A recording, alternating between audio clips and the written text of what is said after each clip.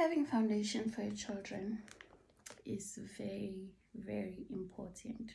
I'll tell you why. Today, I just decided that I'm going to just make a timeline around this topic of having a foundation for your children, and it's important to shape their lives. I don't know if that makes sense. Hi, welcome to my channel. Thank you so much for tuning in. My name is Sebenzile Matunja, and let us do this Sundays for Lovers thing together. Okay, so the reason why I am saying that foundation is very important for your children, it actually shapes up your future. Let's start with 2014, for example. That's when I matriculated. So with me and my background, I'm from a very I can say very beautiful family, and I was raised from my maternal side, my mother's family. They raised me up to be me. Okay, so in 2014 I matriculated.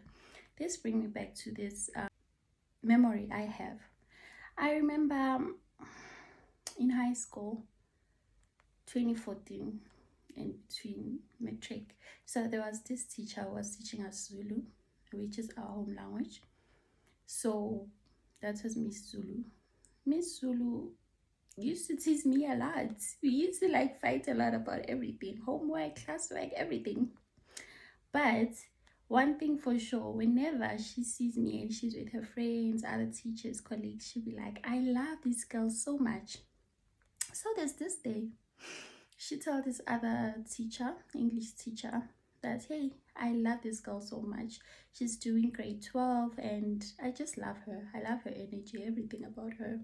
Then she's like, how? Why would you say you love her so much? She is a smart and an intelligent girl and she doesn't see it. She was like, okay. And then this English teacher, Mem Gwenya, calls me and be like, so after matric, since you are doing grade 12, where are you going? So me, being me, knowing what I only know, I simply told her that I will just look for a job and get myself to study. She said something very important that I remember now that I'm an adult. So she was like to me, that's not a plan that I would agree with. That's totally wrong. You need to actually think. After grade 12, take yourself to school. For me, taking myself to school or getting to study was actually something that was far from me in my mind, because always in my head I'm like, who's going to pay for my school fees? Where do I start? Because I literally have no one who will tell me like, this is how I did it, this is how, if it happens, I'm going to be the first. What I know is that you finish your matric and then look for a job. It can be any job. It can be a cleaner or something. Okay, I took it lightly. I finished grade 12. Remember, I have no direction. I don't know what am I gonna do with my life. I fell pregnant. 2015, obviously, it's a gap year. I'm just a girl. Like, even it's not something that is bad, it's not strange, that's even I was like, everyone should be proud of me because I got pregnant after I matriculated. Cool. It was a gap year. I was not working, so that whole year was in vain. I gave birth in July. In December, I lost my baby. So fast forward 2016. 2016, still I don't have any direction. I don't even know where to start. Even to apply, I don't know where to start. I'm from a village, I'm far from everything. I don't know anyone who will take me to the roots that this is what and what and what you should do in order to get yourself to school and everything. What can I say? That was a good chance. Should I have had direction or someone to take me through it, I would have gotten my life back on track, because I would have just gotten myself to school. I was 18 because I finished school when I was 17. I was 18, I would have went back to taking myself to university. I had no child. I would just depend on NSFAS. If I knew what NSFAS was, I would have like applied for such things for me to get to school in 2019. But then, because of this foundation that I have, I know nothing. That's why people say that not having knowledge is as good as being blind. Fast forward, my boyfriend got me a job, so I had to move from back home and come to Johannesburg. I don't have anyone to go to because the job that he got me was close to him. So now I'm staying with my boyfriend. The job that I'm doing, I'm earning 600 rand a week, which was good. To me, I had made it because remember, you after you matriculate, you just go to get a job. Any job can be cleaner or anything. So if you have enough money, you can just get a security certificate and then look for a job of that qualification. So I worked, it was from March. I worked and this was just your job. It wasn't a formal job. It was something that he got for me. I was working as a cleaner. So I'm just getting a more like a pay. It's not even transferred to my bank account or anything like that. This was just a pay. So every Saturday I work 6 days a week. Every Saturday I would earn 600, which was fair. Which was fair. What's bad about those kind of jobs? Your boss would just wake up and tell you that don't come to work. This is just what happened to me. So 2018, beginning of 2018 or beginning of 2017, I have no job. And I have moved out of my boyfriend's place. Now I'm staying with my sister. So now I have no job. In 2017, I'm not working. I have literally nothing on my name. Another year down the drain. You see, that's how easy a 10 years can pass.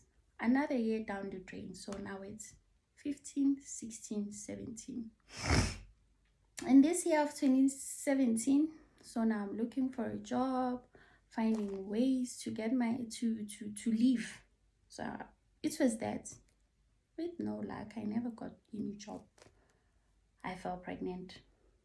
Again. Another year down the drain, 2018. 2018, I gave birth around March. I gave birth to my daughter, and I'm back to the job marketing, job seeking. I'm looking for a job now, and fast forward, I didn't get any job. The job that I remember that I got, it was in November, and it was in August, I got a job as sales rep, meaning that I have to just carry papers and follow people around, giving them those papers, hoping that they're gonna take a loan, and it was commission based. I remember the first month I got 2 clients. I earned 900. The second month I had about 3 clients, but they didn't qualify for that much money, so I got about 650. The fourth month I got 75 rates. That was then. So I left that job because I had to travel to work with what? To me, like getting a taxi, getting 11 rands for taxi was luxury. I couldn't even afford it. We have rent to pay. I have a little baby that I have to take care of alone because my baby daddy is a deadbeat. So another year passed. Off to 2019. Still no job is popping up. 2019, me and my sister, we took a decision to go back home because nothing was actually coming together for us. So we went back home. What am I doing back home? Nothing. I'm there depressed. I have a child. Like, it was a lot to deal with, right? It's 2019 now. We are back home with nothing, just our kids and our clothes. Disappointing. Fine. And I can say that was another year that have went down the drain again. Because if I could remember, this person was not just, I can't just be happy and settled that I'm doing nothing. So I met this friend of mine, which is someone that I can say I learned a lot about starting a business, starting a company, stuff like that, registering, growing a company, and all of that. I learned a lot from him. So we started an organization. So it was an NGO. So we're actually helping our community with literally everything, trying to improve our community, because now we have seen the world, we know better. So we've been to the big cities. So it was a success. It was a success.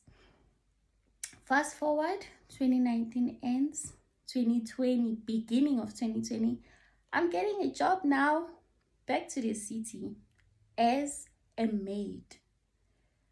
That was a very big breakthrough for me.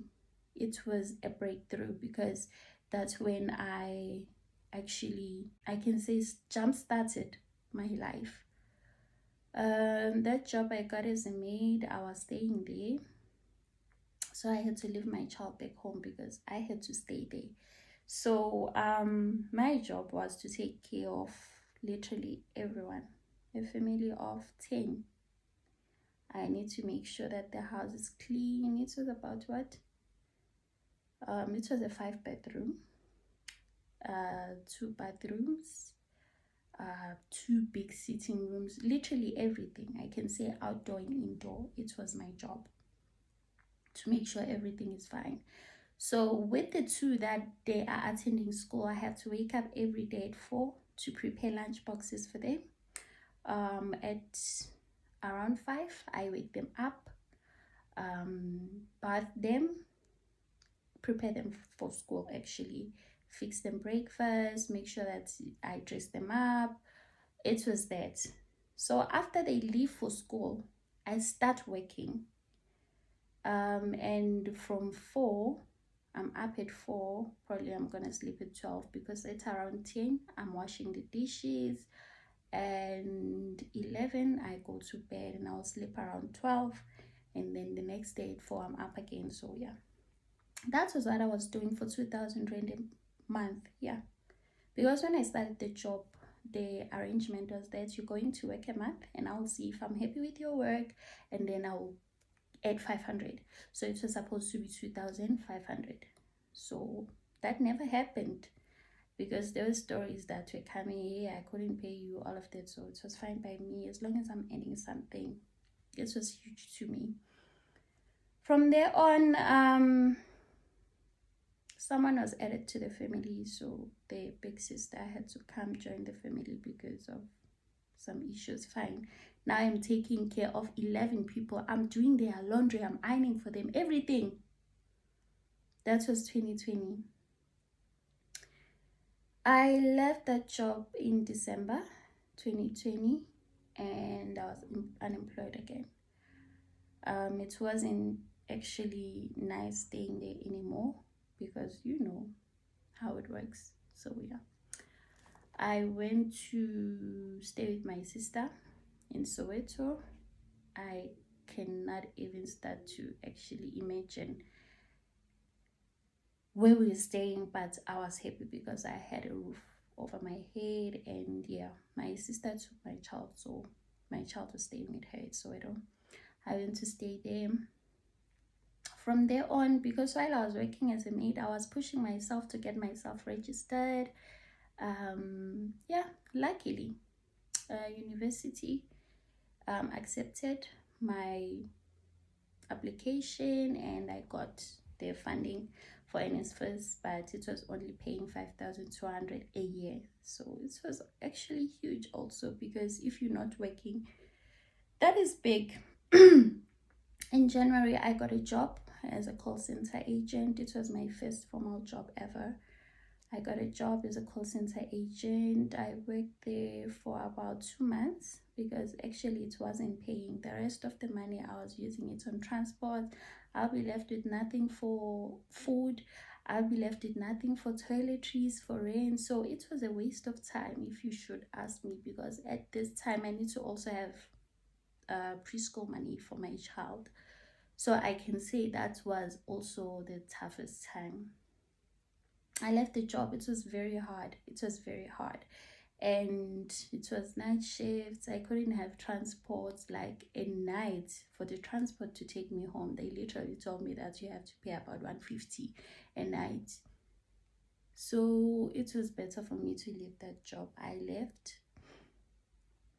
I stayed at home with my sister at that place we were staying at. Unemployed. Luckily, my sister got a job also as a maid, so she sustained us.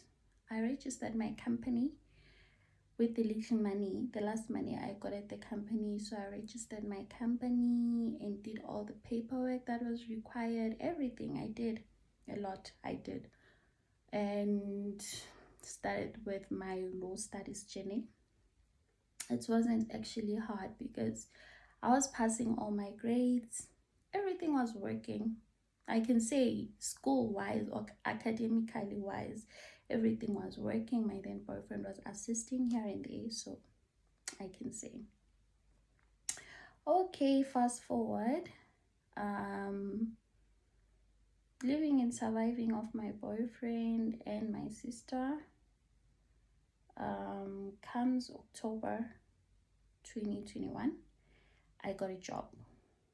The one that I recently resigned, the company that I recently resigned from. So getting that job for me was a very big breakthrough because it changed a lot. My life changed from that job, and I'm very grateful to God that that job was very big to me. It changed my life for the better, and yeah, I started working at a certain campaign. I worked there for 3 months, and I had to take my child to my mom to take care of her because I couldn't actually do it like work and taking care of my child because my job was demanding. I spent a lot of time on the road, so it was straining for them too, the kids. So I took my child back to my mom's, and yeah. Fast forward at that first campaign, I worked for 3 months, and 3 months they have moved us to another campaign. That other campaign they moved us to was actually good paying than the previous one, so it was actually good. I really worked myself. I really worked hard at that company. I don't wanna lie. With things just happening in people's lives and things that you will never ever think they could happen to you, the company chose to pull out from our BPO in October, and they only gave us 45 days to pick up and do everything. So by the time they are pulling up their account, I was actually getting upskilled to be a coach. I was this close to be out of my miseries.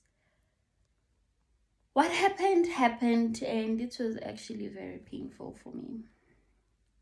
Okay, the company being the company, they're like, you guys have been working for us for so long, so we'll make sure to place you at our other campaigns because it's a BPO, they're outsourcing, so they have a lot of campaigns. So I remember I went on leave. Already I had my leave, so I went on leave, so they were doing the placing and stuff. So my team leader have told me that, hey, there's this campaign whereby I have submitted your name, so they're gonna call you. And yeah, I didn't have much information on the campaign that I was moving to, but I can say that was the beginning of my horrible story. That was the beginning. So they moved us to that campaign, and the first week I attended the training, I knew that, yo, I'm in for a big one now.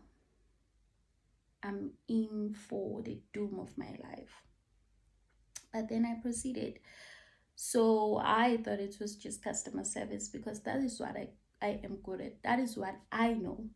That is what I would break a leg for. I did customer service, so I thought it was customer service. So when I got there, I got a very big surprise of my life that I'm not only doing customer service, I'm also doing sales at the same time, of which sales is not something that I'm good at. Hey, I really am not good at selling, but I'm very good at customer service, customer experience. Always know that I always give, I always serve. It happened. We started training in October, November, and then in December, in between December, I can say from the 26th of December, I was starting to take calls. So yeah, I started taking calls in December, so it was more like I'm still in incubation. Obviously, we did the incubation, and that's when I knew that this job's not for me. Not only the job, the environment, how things are done, it was very different from where I'm coming from. Where I'm coming from, we had a voice as agents. They would give us an ear. They will take our ideas and our lamentations into consideration. Like, they will make things happen. Like, yeah, we were treated as assets of the company. But when I moved to this new one, I could see that I don't know. I don't know. Fast forward, January came, have to fight for a lot of things that end up not being resolved with the management. And you know, sometimes with companies, if you're going to try and fight for what's yours or what you are supposed to or what you were promised, you start being the weed. Yeah, you start being the bad plant. That's what was happening. I tried. I pushed myself, but nothing was motivating me anymore because we all know that nothing motivates a person that getting what you were promised and what you signed up for, right? I pushed January, but to be honest, that was I took a very big hit financially wise because it was paying less than my previous campaign, and the environment, it was a lot that I have to actually adjust to all at once, right? The pressure, because now we have the sales pressure. We know sales is very hard with sales. The pressure is getting hard, and I developed anxiety. I would have a lot of panic attacks. I would cry literally 3 or 4 times a week. I would always come back from work and cry and scream my lungs out. Before I start the shift, I would usually go to the bathroom to cry out loud, wipe my tears in my red eyes, and go to work. It was very tough. It was very tough. I remember beginning of February, the way it was tough. I once came back from work. On my way to work, already I am googling the most lethal poisons that can kill you in seconds. And you know what, Google just suggest counseling numbers, suicide numbers. I remember buying pills, a bunch of pills. I won't say the name. I bought a bunch of pills that I know they are very strong, and I have already planned on taking my life because nothing was making sense anymore, because I have a child to take care of, people. I have to take care of myself too. I have rent to pay. I don't have any plan B. I'm the plan A and B. And I'm actually the plan B for everyone. I remembered that I have a child. I have to live for her. And yeah, I threw them away. I deleted the voice notes, the voice suicidal notes that I already sent to my sister. I deleted. I teared my suicide notes. Yeah. And I decided that I'm gonna leave. I continued with work, thinking things are going to get better. No, they never gotten better. They changed me to another team where I decided that when they changed me to the new team, before the week could end, I knew that I am not going to be able to do this. So now it's two. I force myself to stay at this place where I am developing a lot of mental illnesses, or else I'm going to choose my life and be unemployed through everything that I've been through trying to get that job. I know how it is to be unemployed, and I know how hard it is to get a job and all of that, or else I'm going to just come back one day and hang myself. It was between life and death. Within a week, my new manager have already served me with 4 warnings already. I didn't know what to do anymore. I also told her that I don't know, it's so overwhelming because I don't know what to do anymore.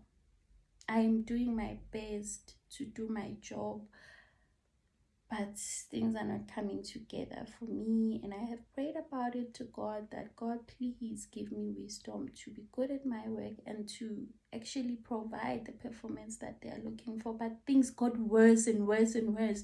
That's when I saw that I am actually saying the wrong prayer. I am saying the wrong prayer. I remember coming to work the other day and I was like, dear God, just give me strength to do what's right.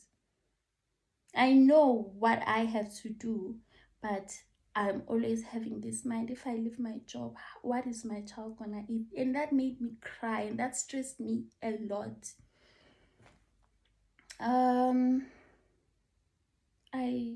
I just decided. I wrote the letter, I sent it to my team leader, and I don't know, a very heavy load was lifted off my shoulders. I don't wanna lie. A very heavy load was lifted off my shoulders. I knew that after this I'm going to be unemployed.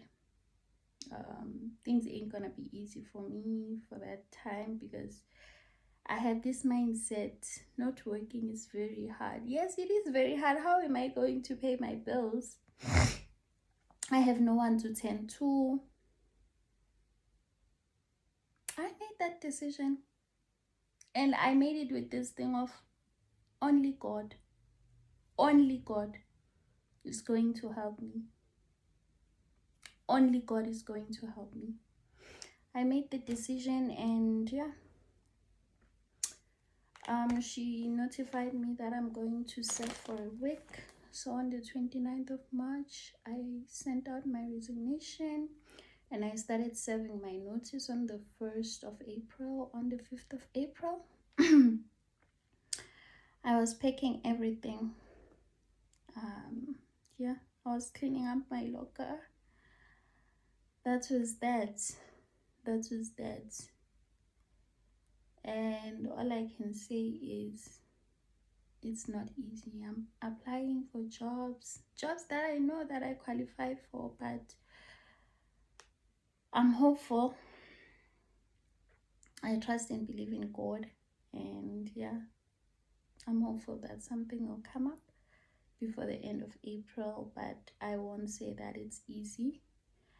Again, I won't say that it was a bad idea leaving the job. It was actually a good idea. I don't regret leaving that job because it was draining me. Like, it triggered a lot of mental illnesses that I thought I have healed from.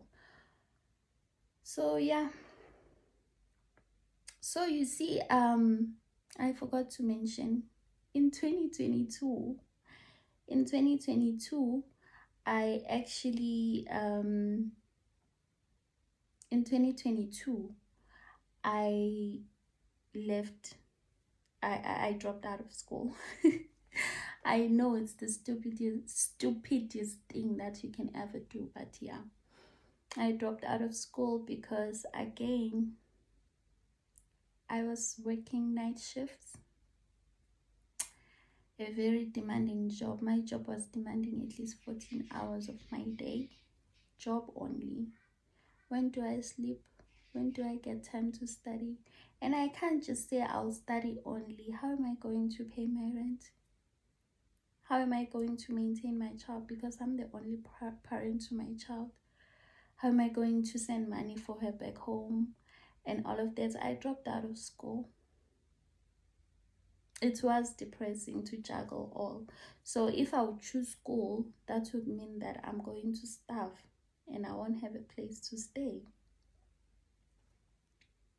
And if I'm going to choose work, meaning that I will try to maintain my life and until I can get something better, that I can be able to juggle school and work.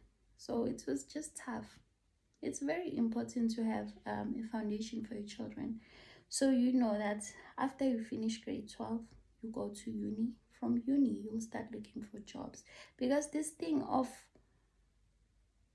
like, I think life should be like this.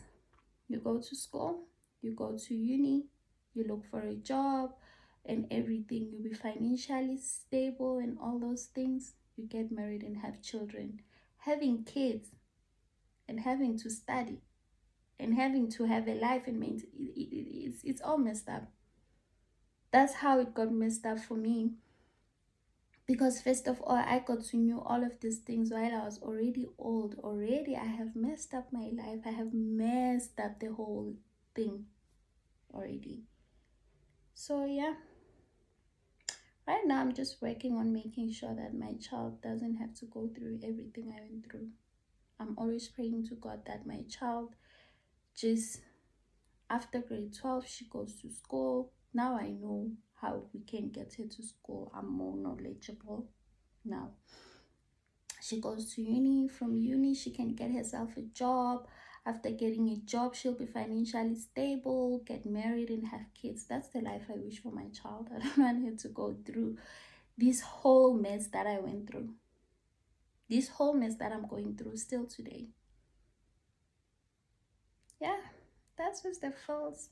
Thank you so much for tuning in, and thank you so much for spending time with me.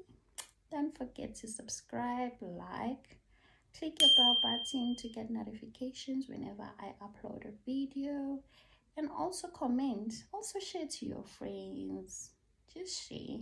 Bye guys, I love you.